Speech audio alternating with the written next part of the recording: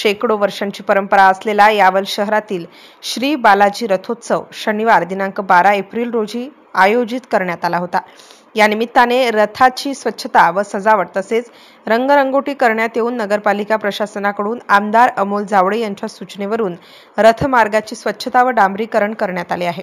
तसेच खडकाई नदीजवळ असणाऱ्या महाराणा प्रताप नगरातील खंडोबा महाराज मंदिराची यात्रा देखील असून या ठिकाणी 12 गाड्या ओढण्याचा कार्यक्रम आयोजित करण्यात आला होता। यावल शहरात श्री बालाजी रथोत्सवाची शेकडो वर्षांची परंपरा आहे। दरवर्षी हनुमान जयंतीच्या दिवशी सायंकाळी श्री महर्षी व्यास मंदिरापासून खडकाई नदीपात्रातून रथ मिरवणूक निघते। यानिमित्त शहरात मोठ्या प्रमाणात रथोत्सवात सहभागी होण्यासाठी भाविक येतात। सुमारे 12 टन वजनाच्या या रथाला भाविक वर्ग ओढत असतो। या निमित्ताने संपूर्ण शहरामध्ये भक्तिमय वातावरण निर्माण झाले होते। MCN न्यूज मराठीकरिता फिरोज तडवी, यावल।